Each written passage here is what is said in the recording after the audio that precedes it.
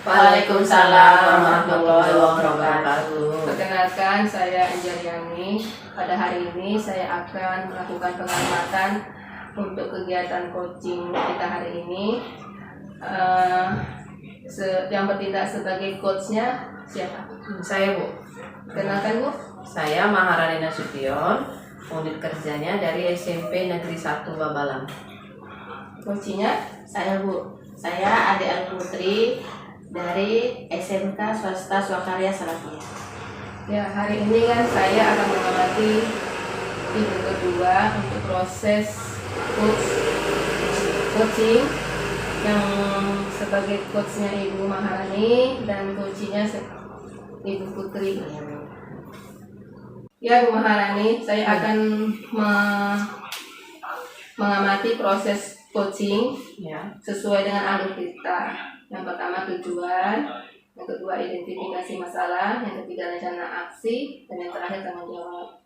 Dalam proses coaching ini, kompetensi yang akan Ibu angkat kira-kira apa?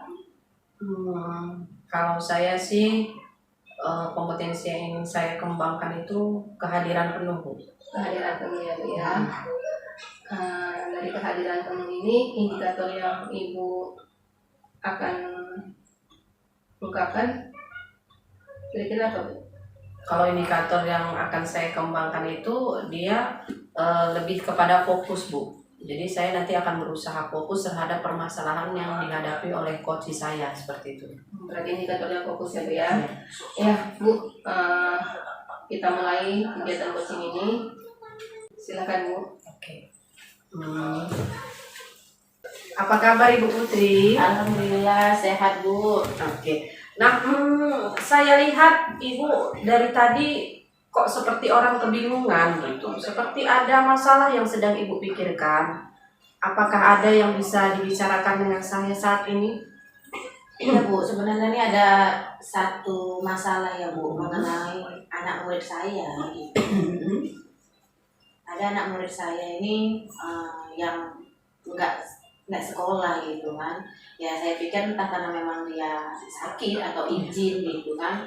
Di situ bacaannya memang absen sih gitu kan. Saya tanya sama sekretarisnya. Ternyata ada yang melihat gitu kalau dia ada lewat ke sekolah gitu kan dengan pakaian seragam sekolah gitu.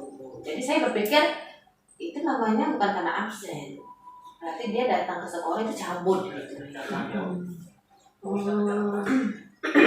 Jadi keadaan siswa yang tidak hadir ini meresahkan Ibu lah ya?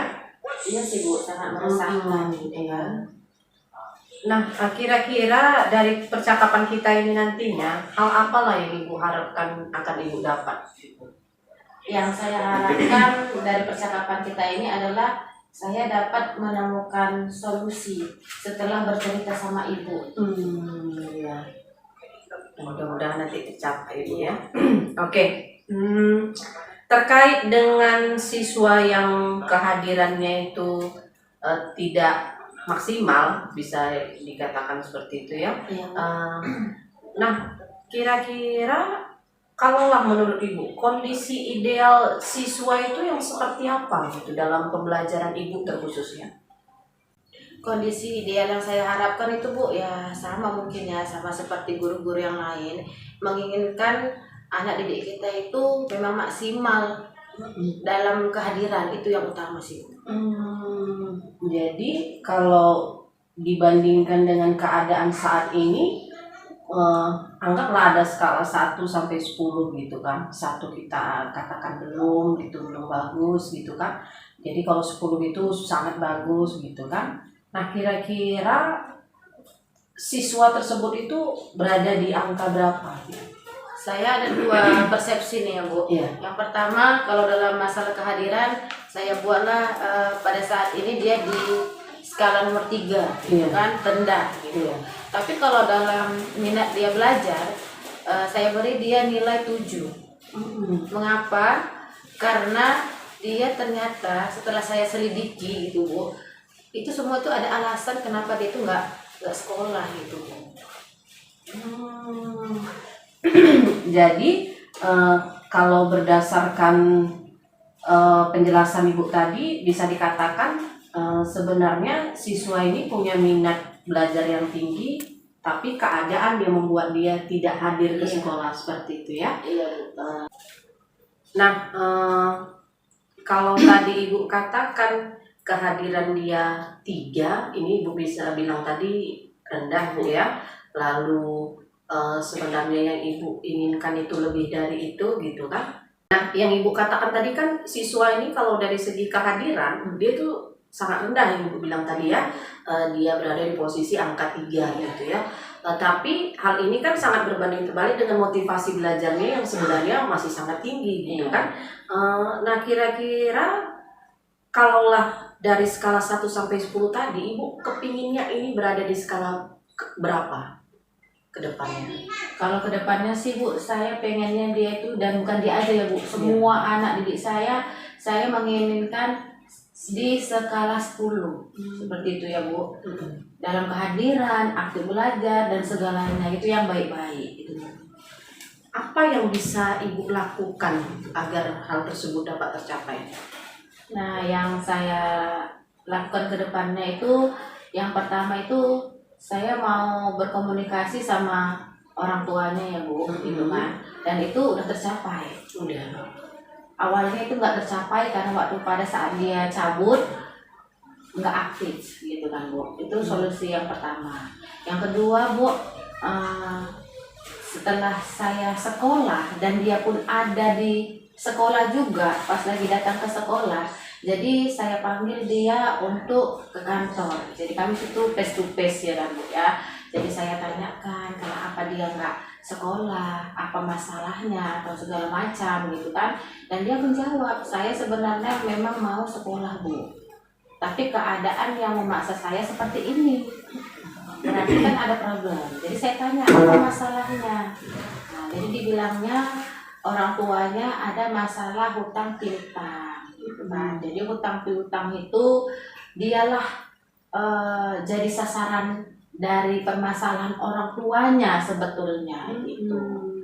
Jadi pada saat dia datang ke sekolah, belum sampai sekolah, dia ada diikutin sama seseorang dan dia itu seperti kayak diculik gitu, dibawa lari. Jadi saya bilang, nah, ya udah, suruh orang tua telepon saya, karena setiap saya telepon seringnya saya mau ngasih tahu keadaan anaknya, kondisinya saat ini, sering tidak sekolah gitu kan. Akhirnya orang tuanya menelpon saya gitu. Itu solusi yang pertama. Oke. Terkait hal tersebut gitu, itu kan solusi yang bisa Ibu lakukan, itu yang Ibu mulailah dari diri Ibu sendiri gitu ya. Kalau kira-kira hal apa yang bisa Ibu lakukan jika dikaitkan dengan pihak sekolah gitu?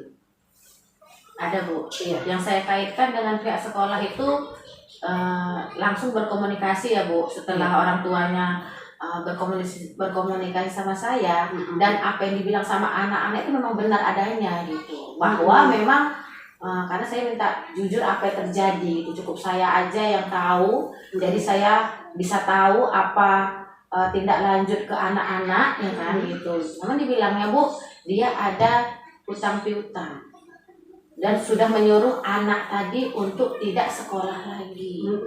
Tapi anak saya Bu maunya sekolah, karena saya sudah tidak ada biaya seperti itu.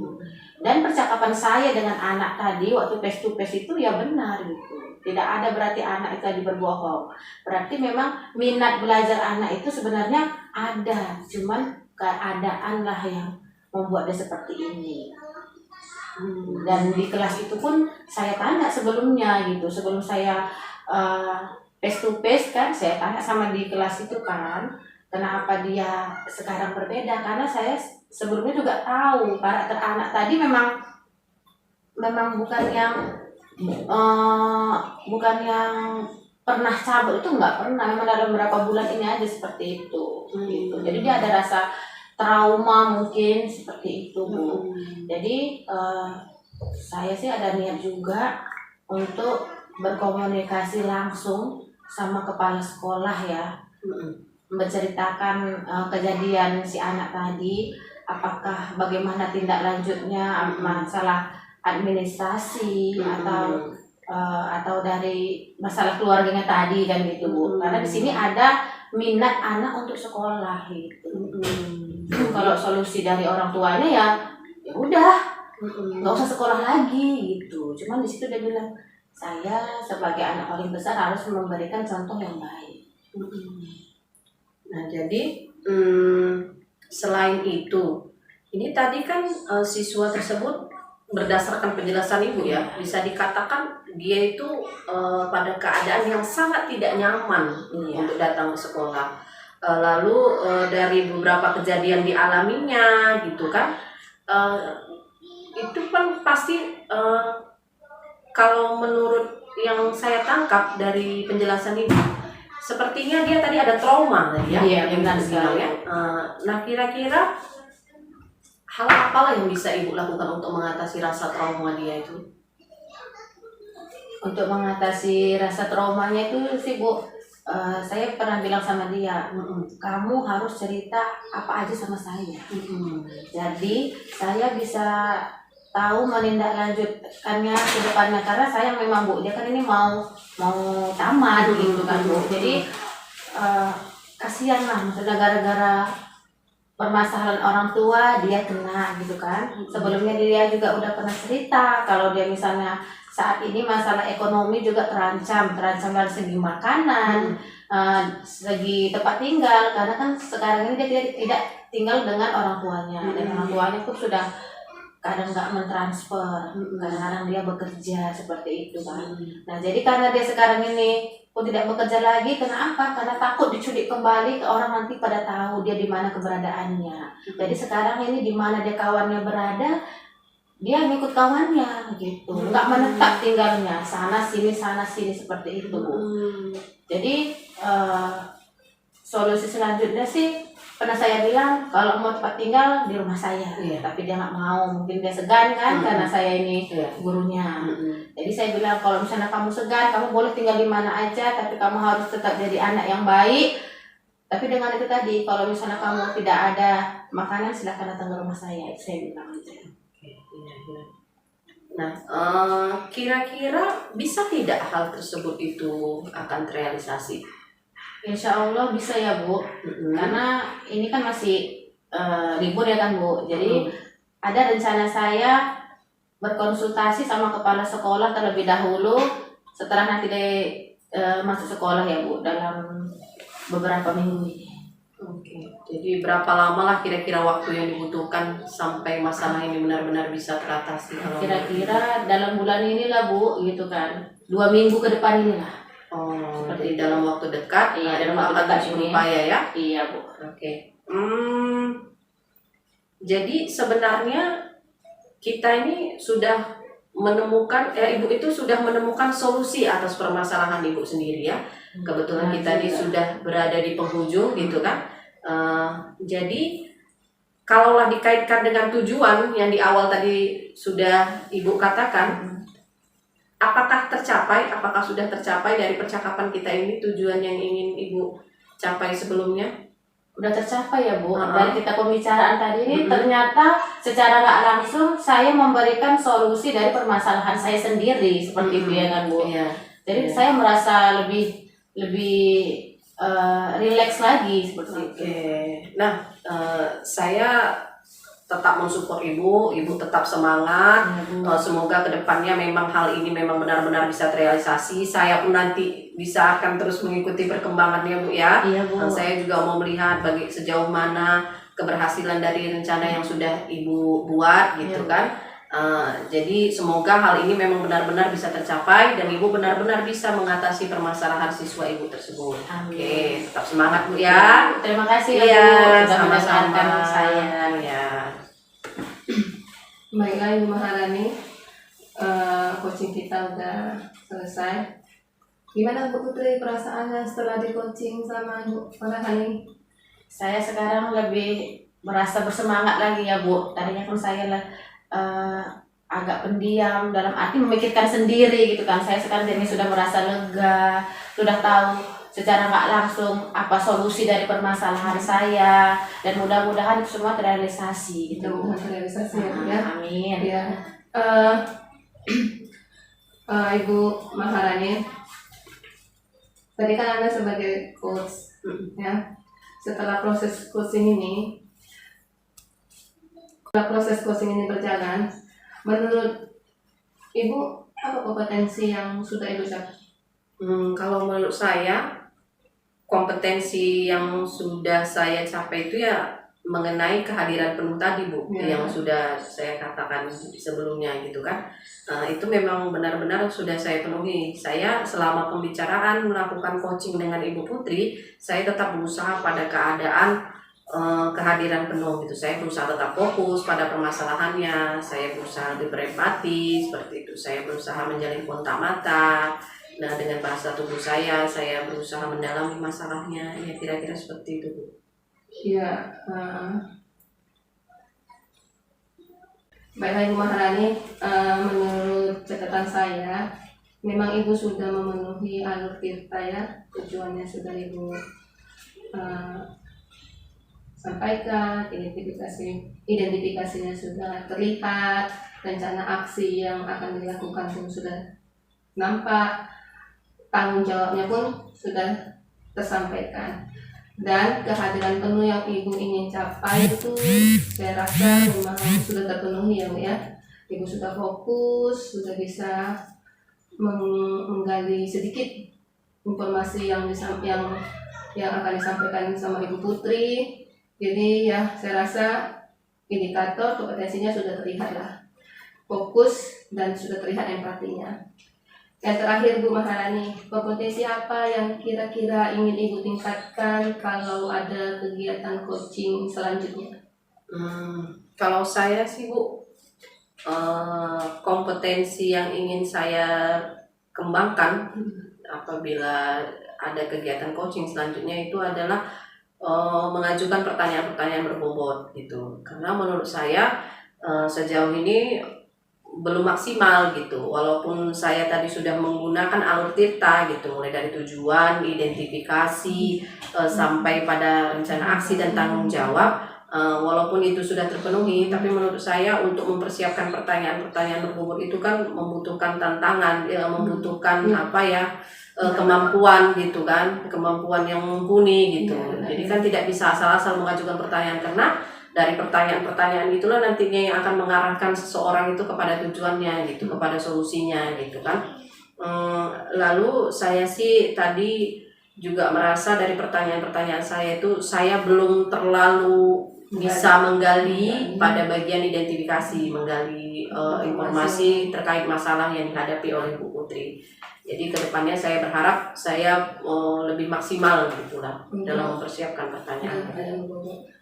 Kira-kira selain pertanyaan yang berbobot, ada lagi kompetensi yang ingin Ibu tingkatkan untuk kegiatan coaching selanjutnya? Mungkin mendengarkan aktif, Bu ya. Mendengarkan aktif ya. Iya, jadi kan kalau kehadiran penuh mungkin sudah, tanggung mengenai mengajukan pertanyaan berbobot itu mulai saya lakukan walaupun belum maksimal hasilnya. Lalu mendengarkan aktif gitu.